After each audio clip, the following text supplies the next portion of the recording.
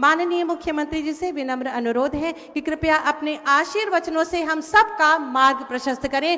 जोरदार तालियों से स्वागत करेंगे माननीय मुख्यमंत्री जी का।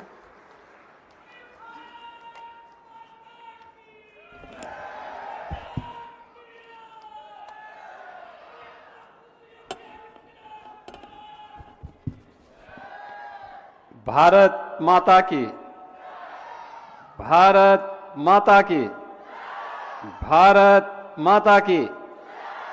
वंदे वंदे वंदे।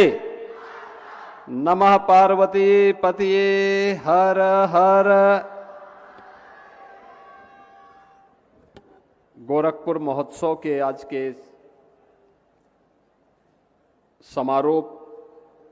समारोह में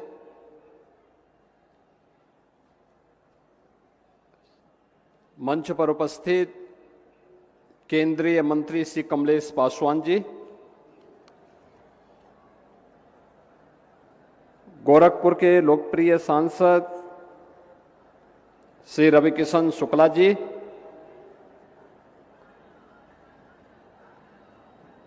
महापौर डॉक्टर मंगलेश श्रीवास्तव जी, माननीय विधायकगण श्री विपिन सिंह जी, महेंद्रपाल सिंह जी, प्रदीप शुक्ला जी, राजेश त्रिपाठी जी, डॉक्टर बिमलेश पासवान जी, उत्तर प्रदेश महिला आयोग की उपाध्यक्ष श्रीमती चारू चौधरी जी, कालीबाड़ी के मोहन जी, भारतीय जनता पार्टी महानगर के संयोजक श्री राजेश गुप्ता जी, गोरखपुर महोत्सव के आज के इस आयोजन में उपस्थित सभी महानुभाव और गोरखपुर के सभी उपस्थित बहनों और भाइयों,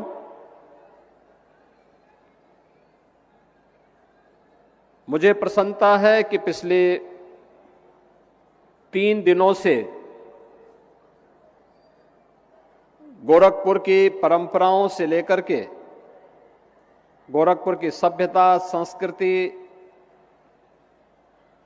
और पुरातन से लेकर के आधुनिक गोरखपुर की इस यात्रा को लेकर के गोरखपुर महोत्सव यहां पर बहुत उल्लास के साथ, उत्साह के साथ इस आयोजन के साथ आप सभी गोरखपुर वासियों को जुड़ने का अवसर प्राप्त हुआ है।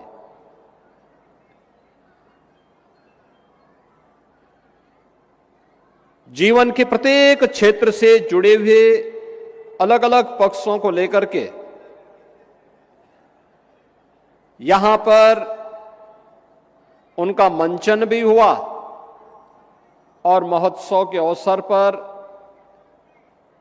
गोरखपुर और पूर्वी उत्तर प्रदेश से जुड़े हुए प्रोडक्ट को शोकेसिंग करने का भी एक अवसर इस महोत्सव के माध्यम से प्राप्त हुआ है।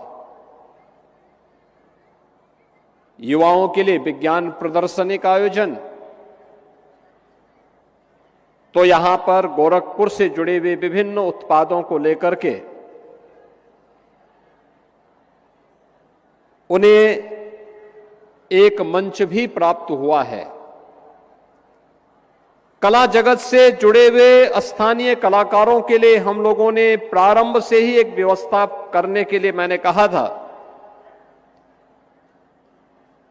कि कला से जुड़े हुए लोगों का अलग अलग, वह गायन हो, वादन हो, नाट्य का हो या उनसे जुड़े हुए उन विभिन्न विधाओं को लेकर के भी एक प्रतिस्पर्धा, एक कंपटीशन ग्राम पंचायत, न्याय पंचायत, ब्लॉक और जनपद स्तर पर हो और फिर उनको मंच पर एक स्थान देकर के उनके लिए भी इस कार्यक्रम में उनकी सहभागिता भी हो सके, इसे लेकर के भी हम एक कार्यक्रम को आगे बढ़ाएं। और मुझे प्रसन्नता है कि काफी हद तक इन सभी कार्यक्रमों को समारोह और इस महोत्सव के माध्यम से समाहित करने का प्रयास हुआ है। महोत्सव के पीछे का उद्देश्य भी यही है, जहां कहीं भी अच्छा हो रहा है, हमारे सामाजिक जीवन में, व्यापारिक जीवन में, आर्थिक जीवन में, या फिर जीवन के अलग अलग पक्षों में अन्नदाता किसानों के द्वारा युवाओं के स्तर पर कला के क्षेत्र में, विज्ञान के क्षेत्र में, स्पोर्ट्स के क्षेत्र में उन्हें हम एक प्लेटफॉर्म दे सकें और महोत्सव के माध्यम से उनका सम्मान दे सकें। गोरखपुर गौरव से आज इस बार भी हम लोगों ने 6 ऐसी विभूतियों को, जिन्होंने अलग अलग क्षेत्र में कुछ नया करने का प्रयास किया, कुछ अलग करने का प्रयास किया, उन्हें सम्मानित करने का प्रयास किया। यद्यपि गोरखपुर बहुत बड़ा जिला है, 65 से 70 लाख की आबादी के जनपद में 5-7 लोगों का चयन करना एक दुरूह कार्य है। उनमें से प्रयास किया जाता है कि कुछ लोगों का चयन हो, उन्हें मंच पर सम्मानित किया जाए। और मुझे प्रसन्नता है कि यहां पे अलग अलग क्षेत्र में, शिक्षा के क्षेत्र में अपने विशिष्ट शोध के लिए, स्पोर्ट्स के क्षेत्र में जिन्होंने गोरखपुर और देश के नाम को आगे बढ़ाने में योगदान दिया है, कला के क्षेत्र में, या फिर अन्य क्षेत्रों में भी, कृषि के क्षेत्र में भी जिन्होंने कुछ नया करने का प्रयास किया, उन सभी ऐसी विभूतियों को आज इस मंच पर फिर से सम्मानित किया गया। मैं इस अवसर पर गोरखपुर से जुड़े हुए इन सभी विभूतियों को, जिन्हें आज यहां पर गोरखपुर गौरव से सम्मानित किया गया है, मैं उन्हें हृदय से बधाई देता हूं, अपनी शुभकामनाएं उनके प्रति व्यक्त करता हूं। यह सम्मान हमारी वर्तमान पीढ़ी को और अलग अलग क्षेत्र में कार्य करने वाले हमारे कलाकारों को और जीवन के अलग अलग क्षेत्र में अपने परिश्रम से कुछ नया देने वाले लोगों को भी एक नई प्रेरणा होगी, आगे बढ़ने के लिए उनके लिए एक प्रेरणा होगी। और से समाज का दायित्व बनता है कि हम जिस समाज में रहते हैं उस समाज से केवल लेने की नहीं, बल्कि उस समाज को कुछ देने की भी सामर्थ्य हम स्वयं भी पालें। आज गोरखपुर और उत्तर प्रदेश विकास की एक नई बुलंदियों को छू रहा है। देश आगे बढ़ रहा था, लेकिन गोरखपुर विकास की दौड़ में पीछे छूट चुका था। 2017 के पहले के गोरखपुर से आज के गोरखपुर की जब आप तुलना करते हैं, आपको जमीन आसमान का अंतर दिखाई देगा।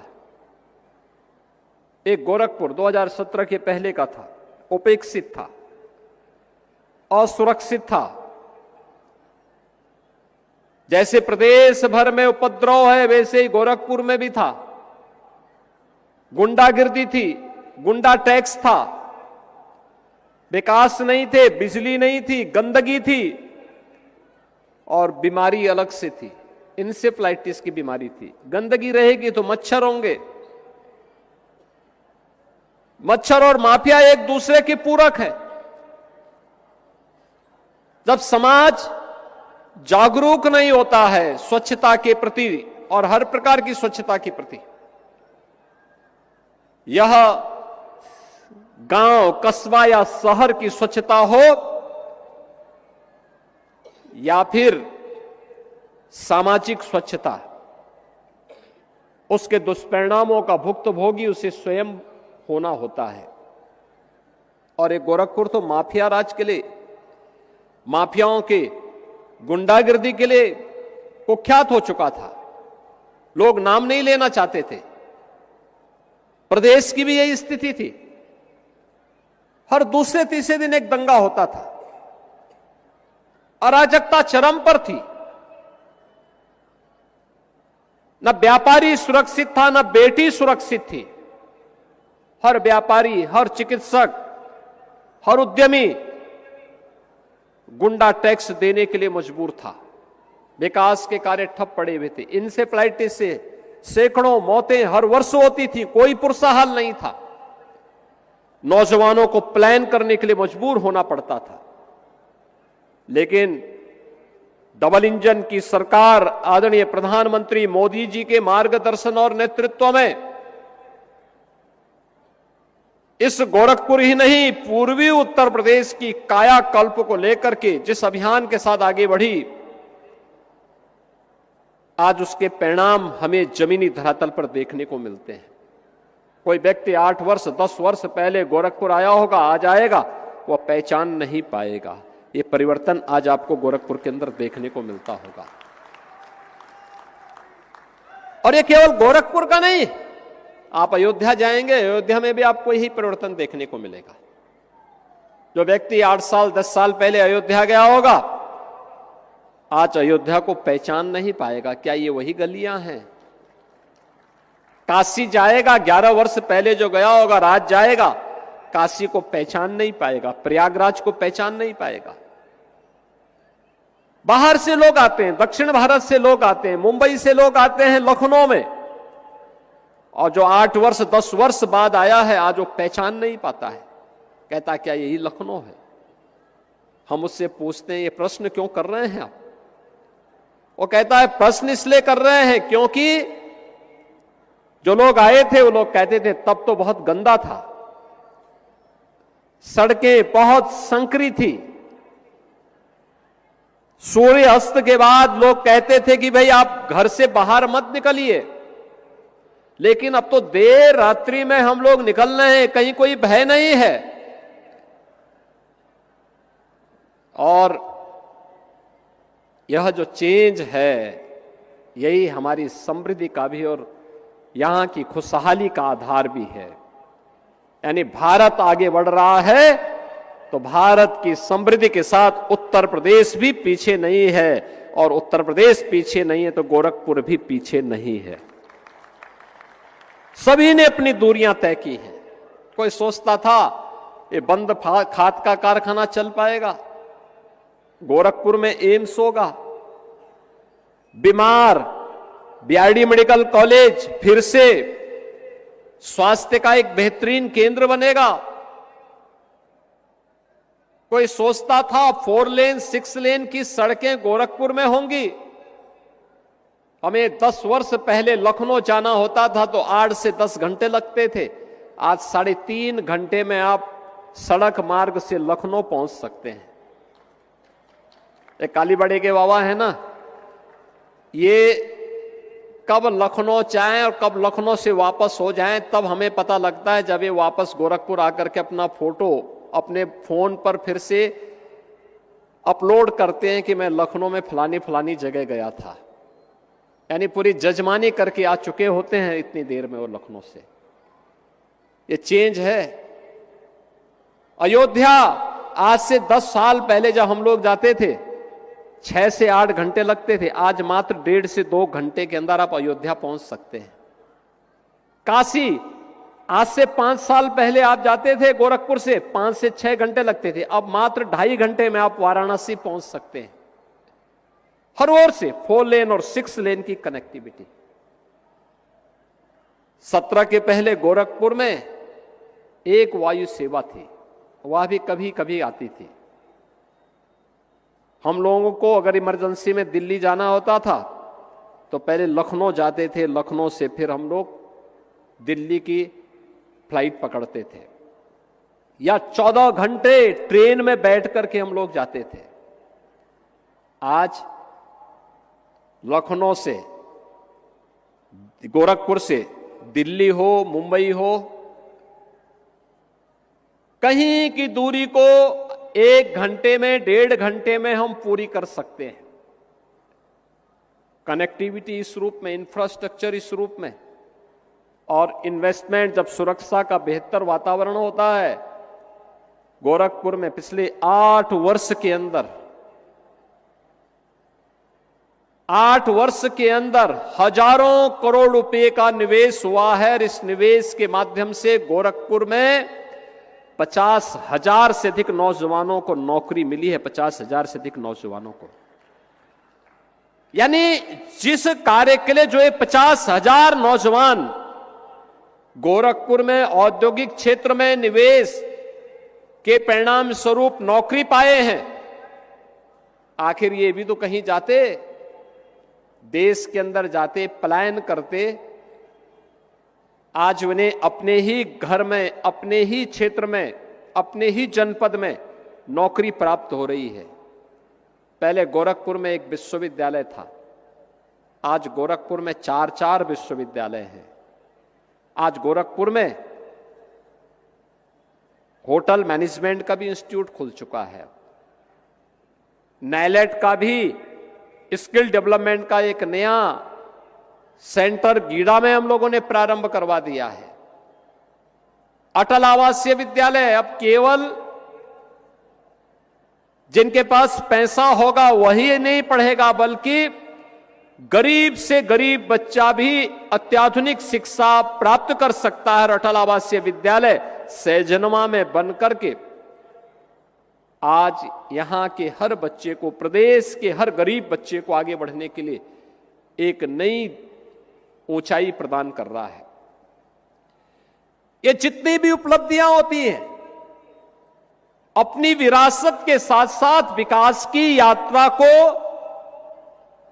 शोकेसिंग करने का एक प्लेटफॉर्म मिल सके, एक मंच मिल सके, उस मंच को प्रस्तुत करने का एक आधार होता है। जीवन हताशा और निराशा का नाम नहीं है। जिसने बेईमानी की होगी वह हताश और निराश होगा। एक सामान्य भारतीय नागरिक बेईमानी नहीं करता। अपनी मेहनत से, अपने परिश्रम से, अपने पुरुषार्थ से वो आगे बढ़ता है। उसे अपने पुरुषार्थ पर विश्वास होता है तो उसे अपने महोत्सव के साथ जुड़ने का अधिकार भी होना चाहिए। और गोरखपुर महोत्सव को इसी आधार पर हम लोगों ने कहा कि मकर संक्रांति यहां का सबसे बड़ा आयोजन होता है। लाखों लोग उत्तर प्रदेश से, बिहार से, नेपाल से, देश के अलग अलग भागों से आते हैं और सेवातारी भगवान गोरक्षनाथ जी को अपनी आस्था की पवित्र खिचड़ी चढ़ाते हैं। तो खिचड़ी के ठीक पहले वो आस्था का एक स्थल है, वहां आस्था को नमन करने के लिए देश और दुनिया से लोग आते हैं।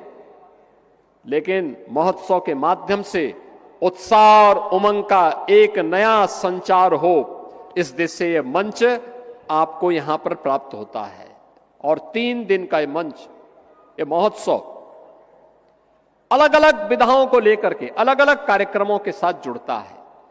आज मुझे प्रसन्नता है, ये रामगढ़ ताल जो कभी गोरखपुर के अंदर अपराध का केंद्र माना जाता था, आज पर्यटन का एक बेहतरीन केंद्र बन गया है।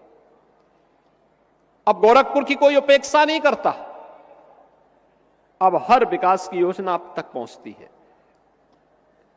शासन की हर योजना आप तक पहुंचती है, बिना मांगे पहुंचती है। यह है परिवर्तन। और उस परिवर्तन में आप सबको सहभागी बनाने के लिए आज हम सब एक बार फिर से यहां पर आए हैं। याद रखना, हमारे जीवन की सबसे बड़ी ताकत है, जो उपलब्धि आपने हासिल की है, जो उपलब्धि उत्तर प्रदेश ने हासिल की है, यह हासिल की है धैर्य से, अनुशासन से। हमारा अनुशासन, हमारा धैर्य हमारी सबसे बड़ी ताकत है। हमने धैर्य नहीं खोया। हां, अगर गोरखपुर या उत्तर प्रदेश की उपेक्षा हुई, हमने संघर्ष का रास्ता अपनाया। इंसेफ्लाइटिस के खिलाफ हम लोगों ने कभी संघर्ष का रास्ता अपनाया था।